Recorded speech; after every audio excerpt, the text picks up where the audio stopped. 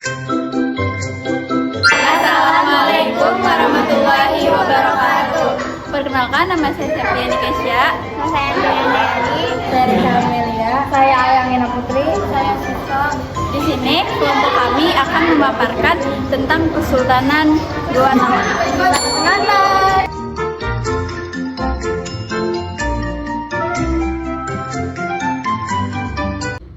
Di sini saya akan menjelaskan tentang sejarah Kesultanan Goa Talo. Kerajaan Goa Talo bergabung bersama Talo pada abad ke-17, merupakan salah satu dari banyaknya kerajaan lokal yang berada di Sulawesi. Kerajaan Goa Talo sendiri baru mengadopsi agama Islam sebagai kerajaan pada abad ke-17. Ketika Daeng Mandrabi'a, Sultan Alauddin memeluk agama Islam, kerajaan Goa Talo tumbuh menjadi penguasa terbesar di Sulawesi, mencapai pesisir Kalimantan, Maluku, dan Nusa Tenggara. Kerajaan ini adalah gerbang perdagangan Nusa Tenggara Timur. Saya akan menjelaskan letak dan pendiri kerajaan. Kerajaan Goa Talo terletak di Sulawesi Selatan, bagian pesisir barat, tepatnya di wilayah Kabupaten Goa dan sekitarnya. Saat ini penduduknya mayoritas suku Makassar, sehingga awalnya ia tumbuh sebagai chiefdom, pemimpin pertamanya. Dalam beberapa catatan adalah Tumanurung Bainea yang merupakan penguasa lokal Goa pada abad ke-14. Selama ratusan tahun, Goa dan wilayah lainnya memperebutkan hegemoni di wilayah tersebut. Adapun raja-raja yang pernah memerintah sepanjang sejarah, Goa Talo tercatat memiliki lebih dari 30 orang raja. Sejak berdirinya sekitar abad ke-14 sampai dengan tahun 1895 ketika dianeksasi oleh Belanda dalam ekspedisi Sulawesi Selatan. Raja-raja yang pernah berkuasa di Goa Talo menurut catatan Patiurioloang Goa adalah sebagai berikut. Yang pertama ada Raja Tumanurung Bainea. Yang kedua ada Raja Tumasalangga Barayang. Ketiga ada Raja Poang Lolembang. Keempat ada Raja Itunia Tabanri. Kelima ada Raja Karampang Rigoa. Yang keenam ada Raja Tuna Tangka Lopi. Ketujuh ada Raja Batara Goa Tunimanga Ripalakona. Kedelapan ada Raja Pakeretau Tunijalo Ripasuki. 9 ada Raja Karaeng Tumparisi awal abad ke-16. Yang ke-10 ada Raja Karaeng Lakiung dari abad 1546 sampai 1565. Ke-11 ada Raja Karaeng Botolangka dari abad 1565 sampai abad 1590. Ke-12 ada Raja Tepu Karaeng Daeng Parabung dari abad 1590. Yang ke-13 ada Raja Daeng Mandrabala Sultan Alauddin I dari abad 1593 sampai 1639. Kehidupan masyarakat Kerajaan Goa Talo. Pertama, ada kehidupan politik. Kehidupan politik Goa Talo sejak sebelum menjadi kerajaan berbasis Islam kerap berperang dengan wilayah lain di Sulawesi Selatan, Bone, Wajo, Sopeng, dan Luwu. Luwu adalah beberapa kerajaan lokal yang kerap bermusuhan dengan Goa. Adapun Wajo dan Luwu berhasil ditaklukkan oleh Goa Talo dan menjadi bawahannya. Sementara Bone mampu bertahan sampai setidaknya tahun 1582 ketika bersama wilayah ini berupaya mempertahankan kemerdekaan dari Goa. Memasuki masa Islam, Goa Talo menyebarkan pengaruh Islam ke Bone dan Wajo antara tahun 1610 sampai dengan 1611. Hal ini menjadi bagian dari penguasaan Goa Talo atas wilayah mereka. Pertentangan antar daerah ini terus berlangsung sampai pada akhirnya Goa Talo harus berhadapan dengan kerajaan lain yang disokong VOC. Yang kedua ada kehidupan ekonomi, yaitu Goa Talo disebut-sebut kaya akan beras putih dan bahan makanan lainnya yang diperdagangkan. Mereka juga menjual kapur, beras hitam yang ditukar dengan berbagai komoditas wilayah lain.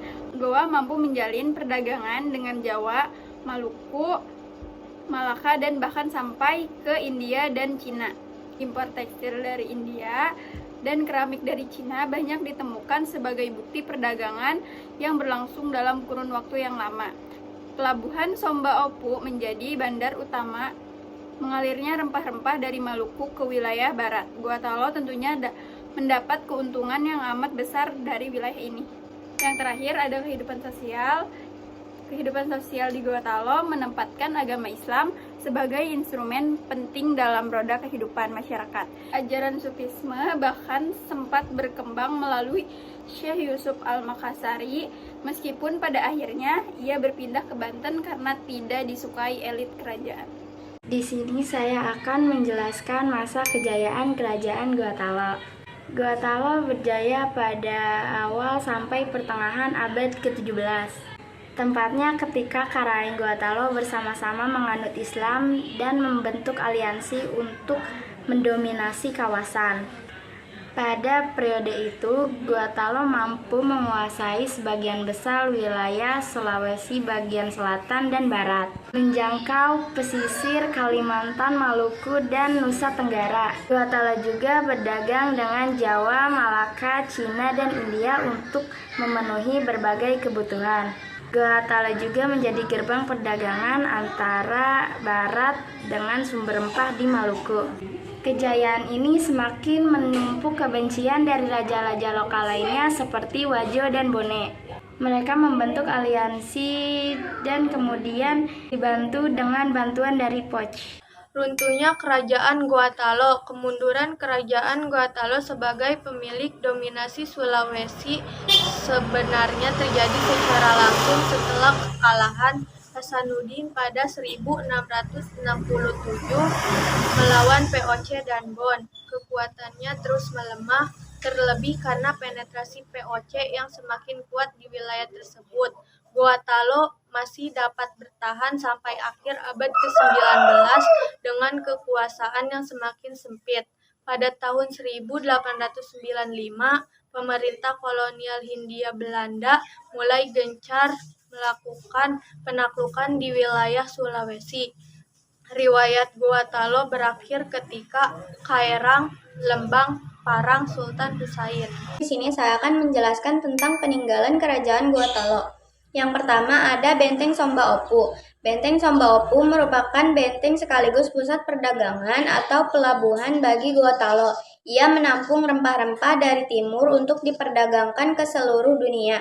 Benteng ini sempat hancur setelah dikuasai VOC pada tahun 1669, akan tetapi kemudian direkonstruksi kembali pada tahun 1990 dan menjadi situs sejarah penting di Goa.